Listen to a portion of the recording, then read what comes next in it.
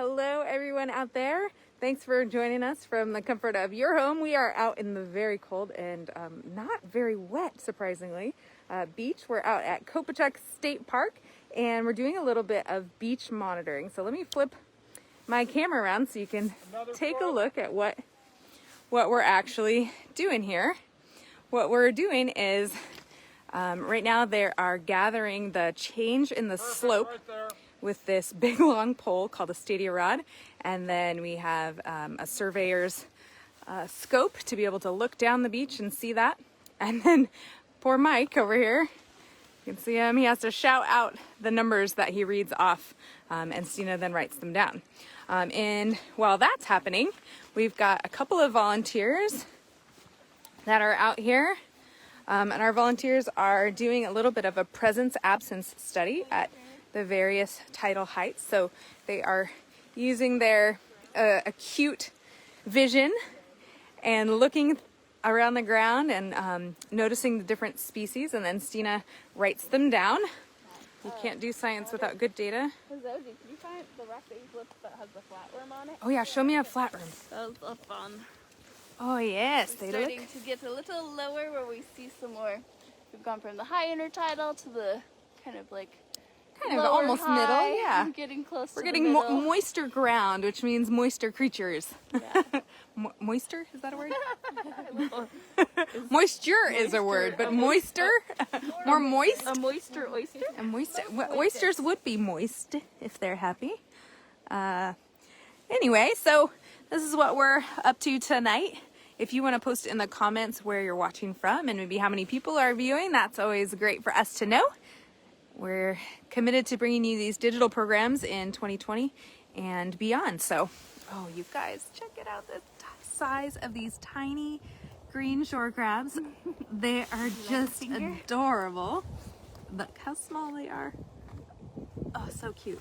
Up in these upper sections of the intertidal zone, a lot of the animals do use the small size kind of as almost an adaptation, as a feature of survival. You can see these tiny little snails. Most of the things are small enough to get underneath rocks. This species of snail over here is one of my favorites. This is called a checkered periwinkle, because you can see that kind of checkerboard pattern on there. Isn't that just so great? And they sometimes get algae growing on the outside of their shells too, which colors them kind of green and yellow and sometimes almost purpley red. Super cool to see. In these upper tidal heights, the animals tend to be, although they're not all, tend to be hard-shelled, which is another adaptation against desiccation or against drying out. They want to stay as kind of protected from that low tide, because the tide in these upper heights is going to be gone for a couple of hours. I have an aggregating anemone if you want. Ooh, I do want. Stina's found an aggregating anemone. Well, Ooh, a beautiful one. Body creature. This is one of the few squishy ones. Good at staying out of the water for a long period of time. Stina, what's your favorite fact about this animal? I like that they reproduce using binary fission. They literally rip themselves into two to become more anemones. They do also have other modes of reproduction, but I think that's Definitely the weirdest. coolest. They are a weird critter. I also I think the fact, I'm not going to touch it right now because my hands are so dry, but if I were to pet its little tentacles, they'd feel sticky, and it would be trying to eat me with its little harpoon cells, and if I was a small tiny little shrimp or something, it would definitely be successful in getting some energy from that meal. But I am too big and my hands are too thick and rough to feel or to be injured by those stings. Nice. But Yeah, thankfully cool. they don't hurt. It feels a bit like you're touching tape. Like it's sticky, but you could still escape, right? But if you were much smaller and your skin was much thinner, there's no way you're going to be able to pull yourself away from that tape. Gosh, here's another adorable tiny crab. You can move now. All right. We had to hold really still for Mike for a moment. Mike and Stina are kind of the bosses of this operation, so if they're yelling, you gotta kind of listen to be able to work as a team down here. I will say nice and loud. Little PVC pipe right here Ooh, yeah. marks our +5 tidal height. Aha! So the average mean? Blah, blah, blah, blah. Yeah, so the 0 foot tide is the average of all the lows. So this is 5 vertical feet above that. So cool to see, and it's really hard to get perspective on the beach, but you can kind of see the trees up there in my spotlight. So we're not too far. Yeah. About what, 32 meters I think is what our tape is reading right here. Got another flatworm. Flatworm, yeah.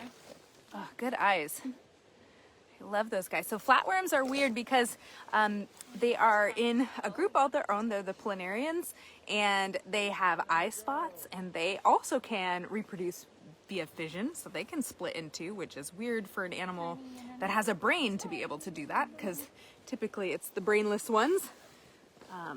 And I don't mean that in a negative way. If I call you brainless, many of these animals don't possess much thinking capabilities, but it does not mean that they are not still amazing and worthy of our attention and protection. Just looking a little bit closer at these rocks, we've got a lot of barnacles here. They grow on any rock that is big enough not to get tumbled in the surf. So the smaller cobbles that you see generally don't have too much barnacle life unless they're kind of wedged in the sand. Barnacles have a life stage where they're planktonic, and so they are out and sort of floating in the water for a period of time, and the very first hard thing they run into, they're stuck to for life. So hopefully for the barnacles, that's a nice hard open patch of boulder, and not something a little less permanent like a piece of kelp or a crab carapace or something like that. But occasionally they do come off. So this is a barnacle, and this is a barnacle that grew in a space where there was not a lot of horizontal space available. So this is called hummocking, when the barnacles kind of arch upward. They form, I like to think of them as skyscrapers instead of the rambler. They got a lot more living space vertically than horizontally. And then on the top of this barnacle shell, and this barnacle is still alive even though it's no longer attached, there are many more barnacles on there, and each one of them is hummocking as well because they're just out of space. This is a more typical shape for these barnacles. They kind of want to be spread round. But we'll tuck this guy in and maybe they'll continue living a bit.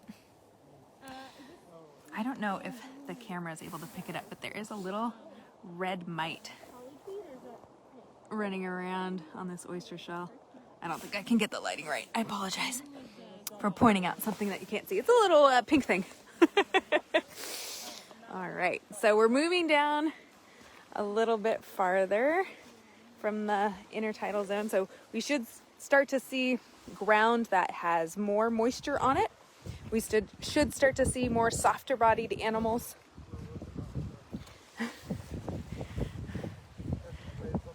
Nice. All right. So it is getting a little windier down here because I don't have the tree cover. So I'm going to try my best to block using my jacket and my body, but I do apologize if there's too much wind noise out there for you. Go ahead and post in the comments if you've ever been to Kopachuck State Park. This is a really, really fantastic park. It's beautiful not only on the beach, but also in the forest as well.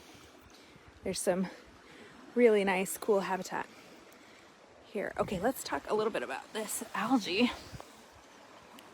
This is red algae. We have 3 types named for their colors: red, green, and brown. And this one is an obvious red one, although it's not always so obvious. There are red algae that look brownish and brown algae that look reddish. The greens are usually pretty much green, but between the red and brown. But the kind of easiest way to tell is to grab it and tug it. And if it's elastic, then it's usually a red algae. They have a bit of spring to them. Kind of reminds me of like a cooked spaghetti noodle, which is the common name of this species, is called sea noodles. or red spaghetti. Here's another anemone that's got its tentacles out. This is that aggregating anemone that Stina mentioned earlier. Nice find. They have beautiful pink-tipped tentacles with kind of a greenish body overall. And because it's wet, I can get my finger wet and gently touch this animal, and you'll see how it can stick to my finger. Not a ton. It's not a very super powerful sting, but if I were to touch that with a small part of my, or a thin part of my skin, so like maybe my inner wrist or my eyelid or, gosh, heaven forbid, my tongue, this is an animal that could penetrate those thinner layers of skin. But the skin on your hands and feet is some of the thickest on your whole body, so I don't have to really worry about that.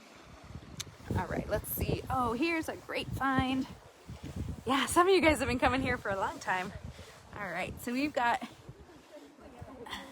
another snail here. This is a frilled dog winkle snail. And there's another right here. And usually when you find one or two, you start seeing them everywhere. There's a third. So they are social, if you can imagine. Snails, they congregate together, and these ones are carnivorous, so they will use their radula very much like a moon snail, and they will drill inside their food. So they prefer things like barnacles or mussels, sometimes oysters, but they are a cool species and one that's utilized a lot by hermit crabs. So as we get into the lower tidal heights, I imagine we will see some hermit crabs that are in these dog winkle shells. There's a nice pretty red algae, and there's a hole here, so I'm wondering, oh yes, there's a clam, and that algae was attached to the neck of the clam. All right, last night's broadcast I nearly got shot in the face by a horse clam that decided to kind of squirt right as I bent down next to it, so I hope that doesn't happen to me today. Well, stay tuned to find out, I guess. That's always a kid's favorite thing that happens on our field trip programs that we normally do in the spring and summer. We'll take people out and go look at the beach, and showing off the clams is always a really kind of fun highlight because they move really dramatically when you walk by. And it's always hilarious when they can soak somebody. Sina always tells the joke, I'm confident she's never actually done this because she's too kind, but that you can call it the rose clam or the coffee clam, and you get somebody to bend down and sniff it because it smells like coffee, and then you poke it and it squirts the person in the face. Not the kindest beach interaction, which is why I think Stina's never actually done that. Noticing a lot more shell debris here, so all the white that you see is mostly barnacle shells, but there are a few other shells in here like sand dollars. There's pieces of crab claws, and I always like to look at the shells because I can tell you what animals are here that you might not even be able to see. So you get to be a little bit of a beach detective. Oh, here's some nice whole shells. This is a little neck clam. Pretty on the inside. Clams in the Northwest are not particularly known for making pearls, although it is possible. And part of that is their slow growing nature. Our clams don't grow very, very quickly. And our sediment is very kind of large here. Even this sandy sediment is hard to get inside the inner tissues of the clams or the oysters without, you could intervene, I guess. And then they're not really highly prized either because the inside of that shell is not got a great luster to it either. So there are much prettier oysters on the inside. They get a little bit shinier. Let's see if I can find another one. These are all Japanese oysters, which are an introduced species. They're brought in for commercial harvest so that we can eat them. So maybe you post in the comments if you'd like to eat oysters. To me, it feels like eating my coworkers, so I'm not really a fan of most seafood. But I know that doesn't stop a lot of people. All right, here's more of those pretty aggregating anemones. And they look like they're just sitting in the sand, but they're typically anchored to like a rock that's beneath the surface. And then they stretch their column to be able to reach the surface where the plankton is. And when plankton is scarce, they have a partnership with algae that lives inside their tissue called zooxanthellae algae. And they do photosynthesis. And it's very similar to the way that corals do photosynthesis. Even though the animal is an animal, it needs to acquire food. They have this partnership with the algae who can do photosynthesis and provide that kind of energy source to the host animal, which is crazy. What an insane partnership. I kind of wish we had that, because then I could just, you know, be solar powered. Here's some really pretty filamentous algae here. This one goes by lots of different names, but I think my favorite is witch's hair algae.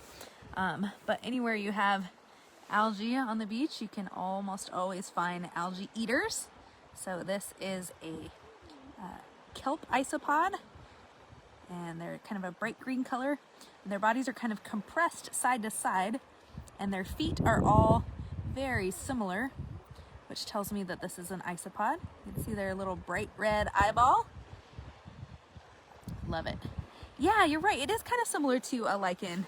Lichen is a partnership between fungus and algae, where the fungus is the heterotroph they have to eat. Oh, wait.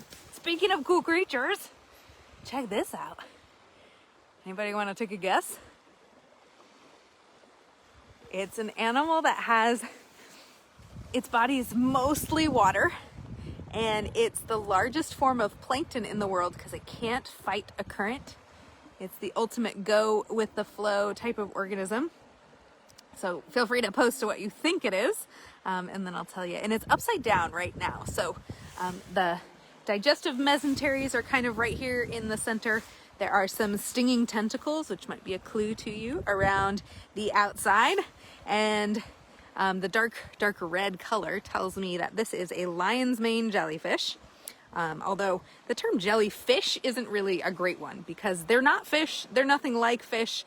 Fish have a backbone, fish have a brain, and a nervous system, and this animal has none of that. So this is a lion's mane jellyfish. They are the largest species of jelly that we have here in our waters. This is a small one, believe it or not.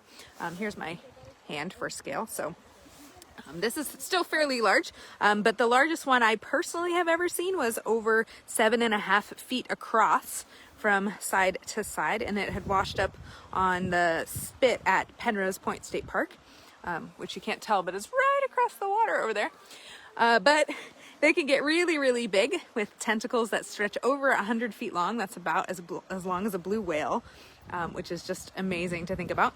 Once they wash up like this on the ground, they don't make it. So their bodies are so delicate, and they're like 98% water. They don't have a lot of strength in their tissues to withstand even really being like bumping into something. Even something smooth like the walls of an aquarium, or say like a boat, is going to be enough to really damage this animal. So I'm going to flip it over for you guys, because why not? I already mentioned that my skin on my hands is fairly thick, and this animal is basically like an inverted swimming anemone. So they're in the same group. So I'm going to reach underneath and give it a flip and see if we can't see the top surface of it. So I'm going to kind of go in under the sand in case any of those tentacles are particularly stingy. And we'll just give it a little flop over. It very much is like jello in texture. And of course now it's all sandy. The top of the jelly is smooth. It's called the bell. And then the tentacles radiate around the outside, and then they have kind of their hanging feeding mesenteries and gonads in the center. So yeah, unfortunate for this one, it's washed up, but still really kind of neat for us to see. I predict jellies are going to take over the world, because they require very little in terms of like nourishment, and there's so much plankton in our waters that they can reproduce at will, and they eat everything. And they're indiscriminate feeders, so they're not going to say, oh, that's an endangered fish larva, I need to leave it. No, they're just going to eat it all. So I predict with warming seas and changing ocean chemistry, this very ancient animal that's been around millions and millions of years is it's going to cause some problems for us, I think. But yeah, cool, super cool to see. And again, there's my kind of foot for scale. So we're looking at a large dinner plate sized animal here tonight. That wind is picking up. Here's a cool find. There's an anemone there that is kind of leaning down, going with the gravity. But here in this tiny moon snail shell, this is a hermit crab. And this looks to me like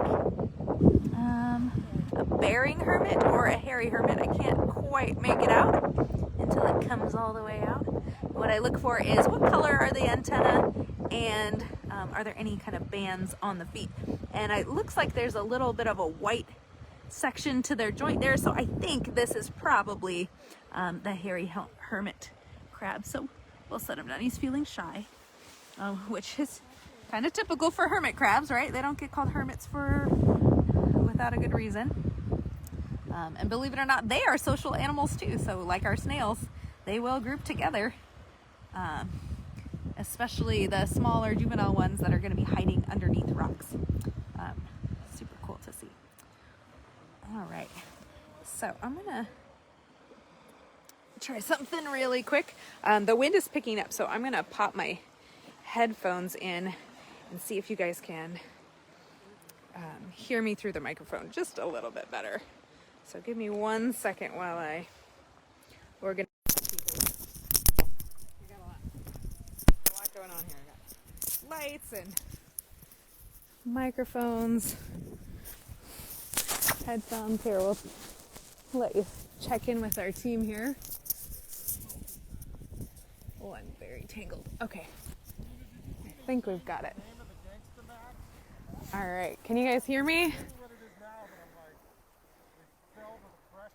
Hopefully you can hear me a little bit better. I'm away from everybody else too, so I'm going to take down my mask so that you can hear me a little bit better. All right. Okay, so I'm going to walk down. We're in kind of the lower tidal heights here. We're approaching the waves a bit. All right. And so down here, in the wintertime, we get a lot more wave action than we typically do during the summer. And what that does is it oftentimes churns up and knocks loose different algae or different animals that then wash up. And so this chunk of, it looks like tangled grass, this is eelgrass, and it's a really important species here, and it's a true plant. So we mentioned the red algae earlier and the green algae of the sea lettuce right here. But this is a true plant. And what we're seeing right now is the rhizomes. So this spreads by these rhizomes, and this will spread throughout the sand, kind of the same way that your grass in your lawn does, right? So if you just plant a couple of grass seeds, they'll grow, and then those ones will spread and spread and spread until you have a really nice lush lawn. But this is almost a woody-like stem. It's pretty durable. So I'm actually surprised to see this nice healthy clump washed up. So that might be from maybe somebody's anchor or something that has knocked it loose. But you can see the blades. The blades are where photosynthesis occurs. And you can tell that it's a true plant because it has those veining, those parallel veins like all monocots do, other grasses, palm trees, orchids, corn is in this group too. They have parallel veination, and that tells you that there is some exchange of nutrients and water. Oh, I don't know if you guys can see that. There's a clam right here who just squirted. Give him a little encouragement. Nope, not going to squirt again. Darn it. Oh, look, here's another one. Okay, this is where Rachel gets squirted in the face by the clam. So hopefully that's not what's about to happen. But I'm going to show you this animal.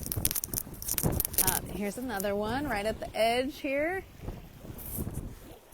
So we're looking at the two holes of the clam. One pulls water in, one squirts water out, unless it's time for them to kind of hustle down, and then they both squirt water out, and down they go. We've also got, oh, here's a cool animal. It doesn't look like much. It actually looks kind of like a pile of trash, but this is a feather duster tube worm.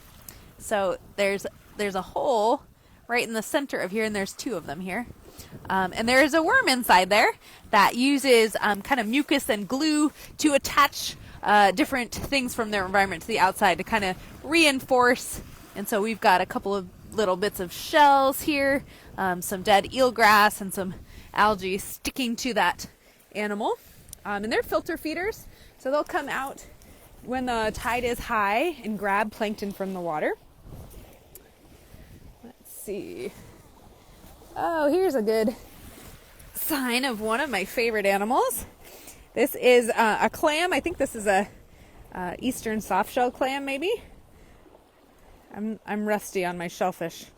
Again, I don't harvest these animals for eating and consumption, which is how most people learn their shellfish. But what I'm noticing about this clam is that it's got this perfectly round hole here. That is the mark of the moon snail, or the mark of a moon snail murder, you could say, because moon snails eat clams, and they'll burrow down and dig them out, and then they use their tongue to scrape and scrape and scrape, and they have a round tongue, so it leaves a round hole, and that damages the muscle that the clam uses to close its shell, and then it opens and the clam gets eaten. Bad news for the clam, but great news for the moon snail. So let's just check in with our team a little bit. A lot more algae washing up. We've got this really cool contraption here to be able to do photo surveys of this different tidal heights. So you can see the tape that they put down, and at various intervals they'll snap a good photo, and that allows the scientists to go back and kind of have a visual record of what species were here. They can look at how things have changed, and we do this program in the summertime and the wintertime so that we have kind of good data for what's been changing. Just like to kind of dig through this algae, see if there's any cool critters hanging out in here. Don't quite see any.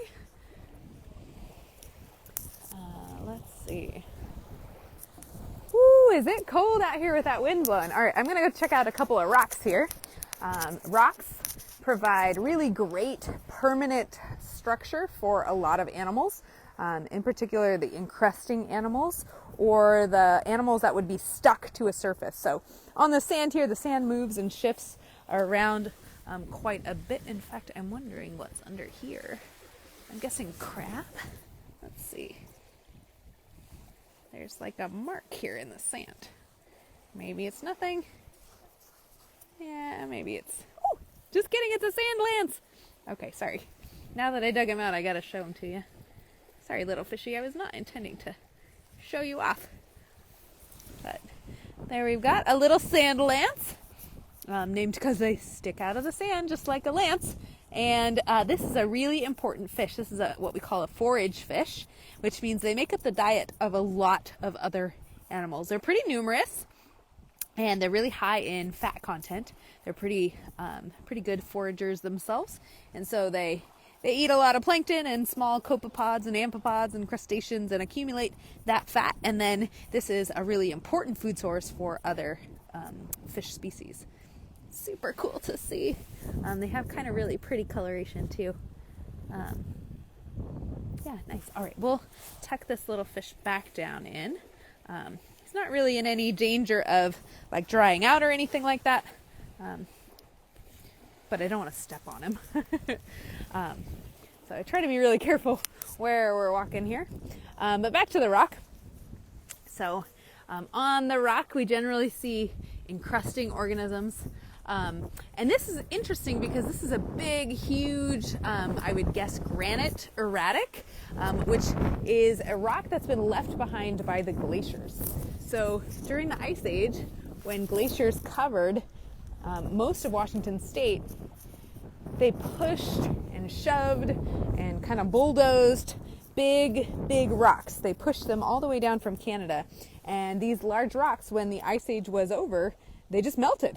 The ice melted, and the rocks were kind of left where they lay. And so we see a lot of these erratics on the shores of Puget Sound. Here's a little clam.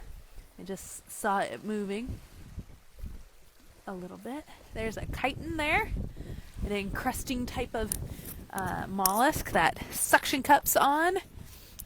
Most of them are, I can hear, you guys probably can't hear because I have my microphone on. There's like a heron. Sounds like a pterodactyl out here. It's terrifying. Okay. Knowing it's not an actual pterodactyl gives me some comfort. I'm fairly certain it's just a great blue heron, which they have this kind of crazy, ancient sounding call. But yeah, so this rock has a lot of missing barnacles on it. So the white patches that you can see here, each little circle is where barnacles would have been living. And there's lots of reasons why patches of barnacles go missing. And one of the main reasons is predators. So we might get a couple sea stars on a big rock like this, and they'll come along and digest and eat what predators or what barnacles they can, and then they move on. And these patches are roughly, sea star stomach sized. Now here is an interesting find too. This is a this is a red rock crab. This is a female, and you can see she's got a bunch of eggs. And I'm not sure if she's alive. Generally, crabs that are alive do not sit upside down. It's kind of not a normal position for them. So I would guess that maybe she has passed. Although maybe not. On these cold nights, sometimes the crabs don't cooperate. And I don't see any kind of cleanup crew on her. When crabs die, they stink quite a bit. So she might be hanging in there still. But this gives us a really nice up-close view of the eggs. Normally, if you're this close to a red rock crab, you're in danger of being pinched. So we see each one of those little teeny tiny orange balls is an egg. And they won't, if she is dead, the eggs will not survive unless they hatch tonight. But they don't look quite ripe enough for that. They kind of swell and look like they're about to burst when they're ready. But this, here, we'll turn her carefully, where the eggs are kept, this is basically the remnants of a tail. So if you imagine like a lobster, and then you squash the tail up underneath, that is kind of what gives you a crab. And a female will have a nice wide tail hatch like that for holding as many eggs as possible.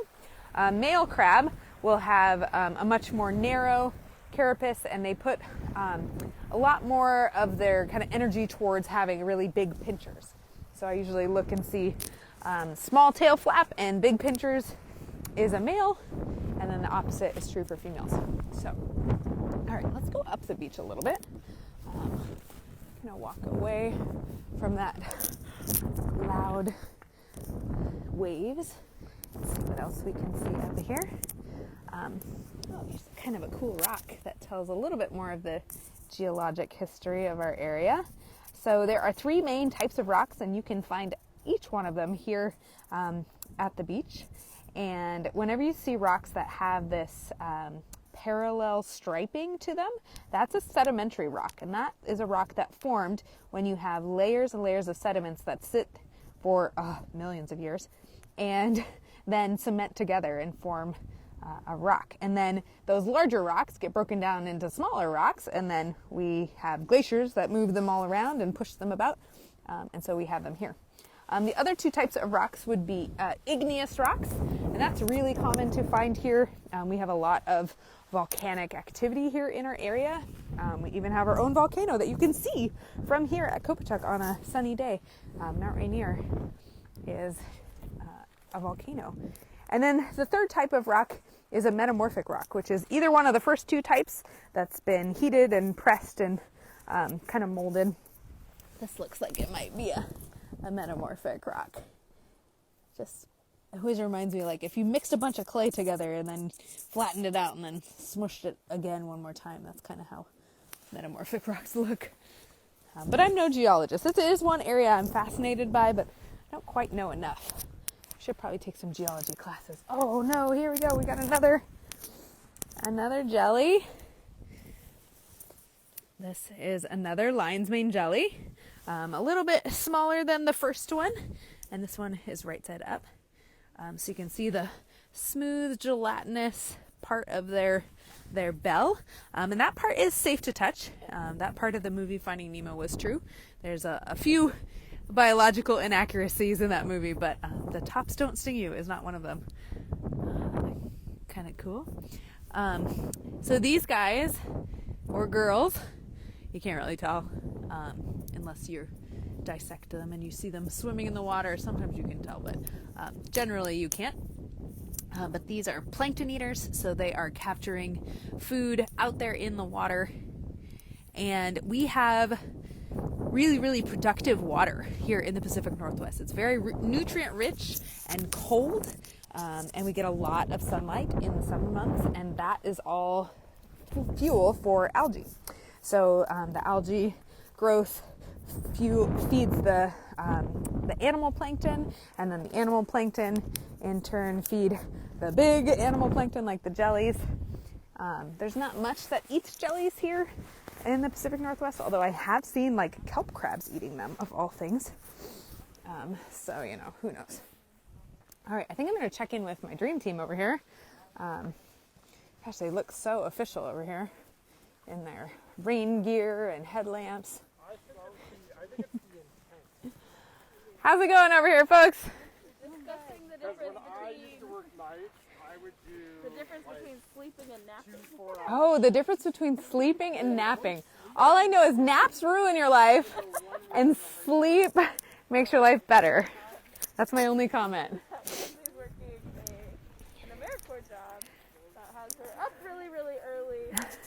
And she's also helping us out. So she's out really So she's at a sleep deficit.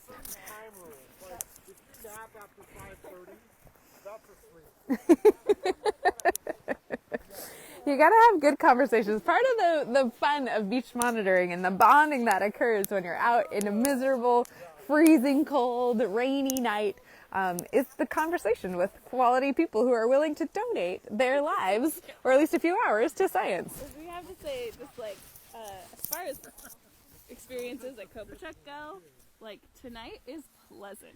Yeah, this is one of the worst beaches. We call this easy breezy, beautiful Kopachuck, because like normally the beater tapes are like flapping in the wind, like because the wind is just howling. I don't know if Owen's watching, but this is the beach that made him cry.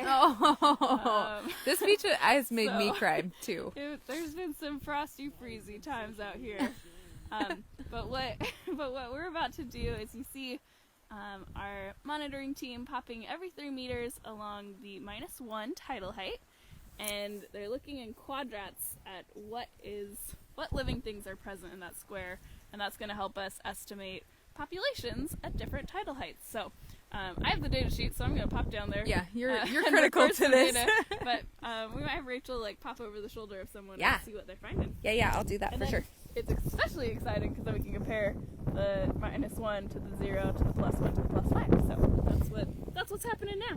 Nice. All right. We'll go check it in. Thank you, Stina. Hopefully you heard that.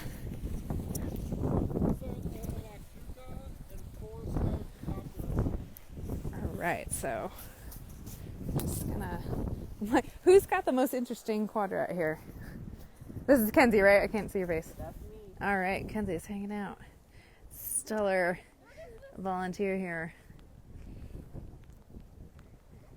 So, gonna estimate that ulva, the sea lettuce. And with the algae, we do percent cover. So we're just wondering, like, how much of that square is covered in green algae when you got here? I'd say like 1%. Yeah, I would say 1% too. That's good. And it's always good to bounce your idea off another scientist. Because if I said 50% cover and she said 1%, like, we got an issue. So yeah, I concur. Good job. Way to science. All right. Got a little chitin over here. Which volunteer are you? Hizoji. Oh, Hizoji. Okay. Oh, that is a tiny little chitin. Darling. Oh my gosh, so cute. Super cute. I don't know how I can find things cute when they don't have a face, but I totally Oh do. God, I think most all tiny things are cute. And If it comes in a little version, it's adorable automatically. I don't think this is alive, though, right? No, I think so. Okay. Yeah, so my dead giveaway is looking in the center, and if you can see their mouth open, the hole, it's dead. Oh, If okay. it's closed and covered with spines, then it's alive. Okay. This one just doesn't have much of a tan. Yeah. it's Probably a little been- pale and not yeah. moving, so that's where it's like. Probably been under the sand for a little while. Doesn't have that UV rays. They do color up under the sunlight. Yeah. Yeah, it is cool because sometimes, like, when you see them in captivity, they're often kind of whitewashed. And you're like, oh, what a bunch of sad sand dollars. No, they're just pale. Need a tan. Right?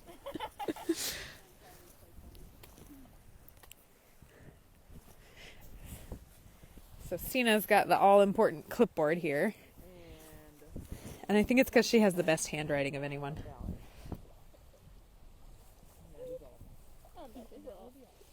All right. See, there's not a lot going on in the -1 tidal height. Yep. Pop over here and see. Yeah. Oh, this one's exciting. Oh yeah, we got good stuff here. Got a sand dollar.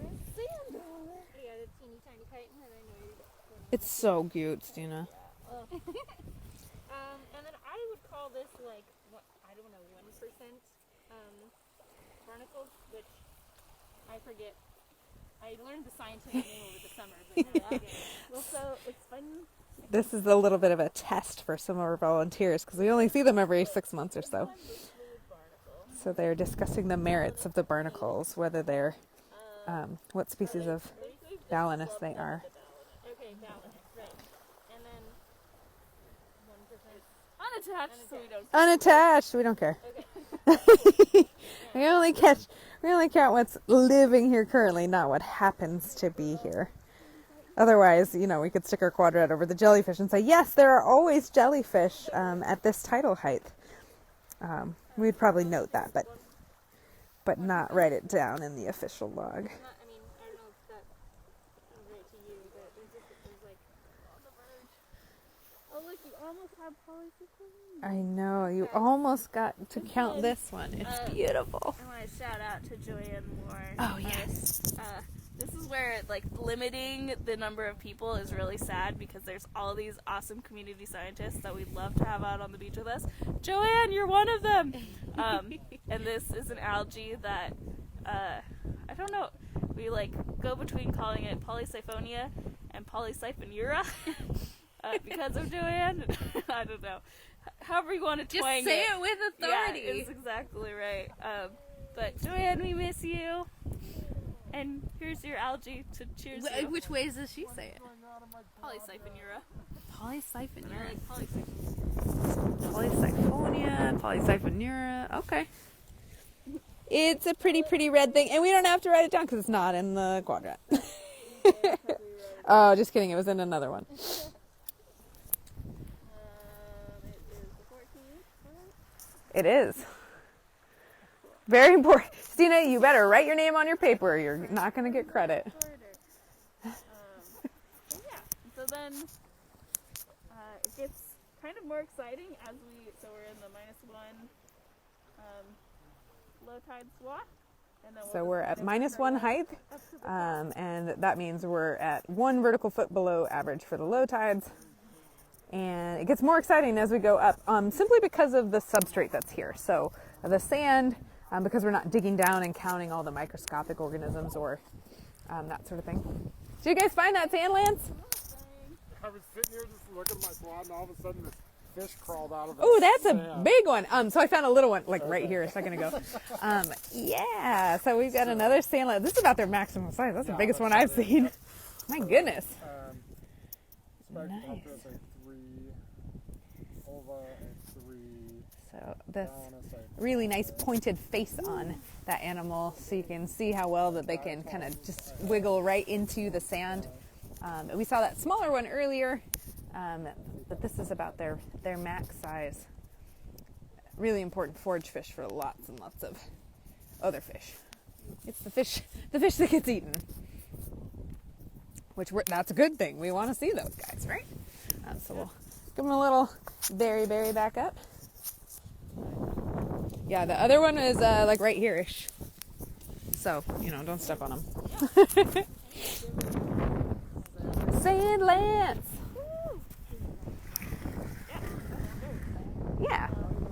We love it when we see vertebrates in our quadrats. Some of the more rare creatures. The stuff with backbones. There are a number of fish that are adapted to live here in the intertidal zone. Not very many of them terribly huge. So we tend to see them, smaller than about your hand. But yeah, I was surprised to see the size of that fish. That was impressive. All right, well, I'm going to wander away from them and see if we can't find something a little different in a slightly less windy habitat here. All right. So we're down. I'm getting into more silty sand here. And you can see how the wave action has stirred up that silt. It's not very clear water. But we get down to the zone where we see eelgrass. And that's really important habitat. This is Zastera Marina. Mike likes to say Zastera Marina, but that seems weird to me, but isn't it a marine organism? Zastera means seagrass. But this is our native species of eelgrass, so this is always a welcome sight. And it tends to live at lower tidal heights than the invasive Japanese species. And the Japanese eelgrass is a little smaller, and scientists are still kind of studying how its interaction is either benefiting. Does it have the same benefits as the native eelgrass does to the animals that live here, or is it competing with our native species? Here's a broken piece of moonsnail shell, and sometimes there are cool creatures in there. All right, let's see. So we're at about the height that I would expect to see things like moon snails. So I'm going to keep my eyes open for those. Seeing that we saw a couple of clam shells with those moon snail holes is another indication, although those shells do move a little bit in the waves. So more of our native eelgrass. It's one of my favorite things to see, not just because it's such an important habitat, but because it's just so stinking pretty. It's just a gorgeous color. And we're really lucky that around us we have a number of different eelgrass habitats. There's a good chunk here at Kopachuck. There is some out at Penrose Point State Park, and the Purdy Spit has a good amount. Out at Titlow Beach, and that's a marine sanctuary, there's a good amount there, and then Sunrise Beach also has some. So kind of a good amount of little pockets of this important plant species.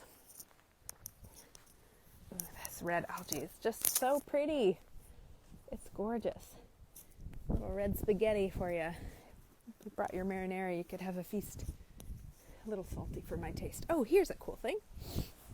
It doesn't look like much, but there are some tubes here sticking up, and these are a type of Polychaete tube worm. I apologize for the freezing video. That's cell phone service for you. I can't really do much about that. Maybe I'll just talk slower.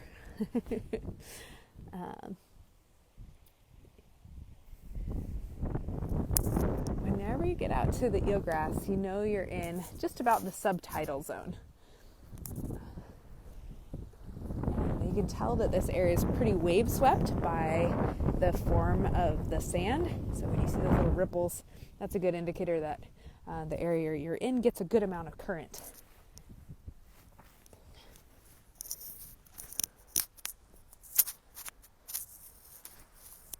see. Oh, here is one of my favorite species of kelp. This is Turkish towel. And it's another one of those red algae. And what I love about it is when it's young like this, it has that kind of blue sheen to it. Isn't that gorgeous? It's thought to be kind of a form of sun protectant for the kind of delicate new growth. A lot of plants do that, and their new growth comes out kind of reddish. So a lot of brand new leaves will emerge, and they'll be red. It's kind of a little bit of sunscreen is all. Let's see. I have wandered into a patch of eelgrass, and I don't really want to walk through it.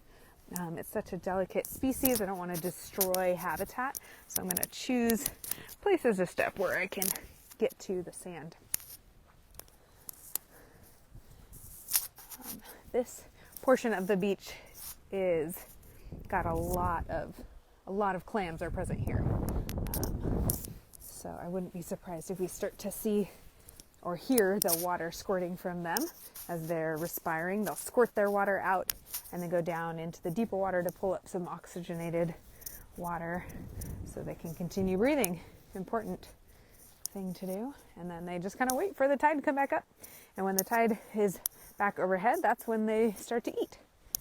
And again, they're plankton eaters, so they're consuming all both the larval stages of many animals as well as the just abundant adult plankton that we have in our waters.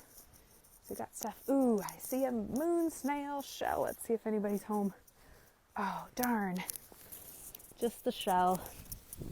But this gives you an idea of the size of the animal that we're talking about here. Big moon snail shell. Okay, we'll leave that here. It'll get recycled. It'll either become home for like a hermit crab, although that one's pretty broken. I don't know if it would work for a hermit. But the raw material can be recycled. It'll be reabsorbed into the water and then used by other shell builders.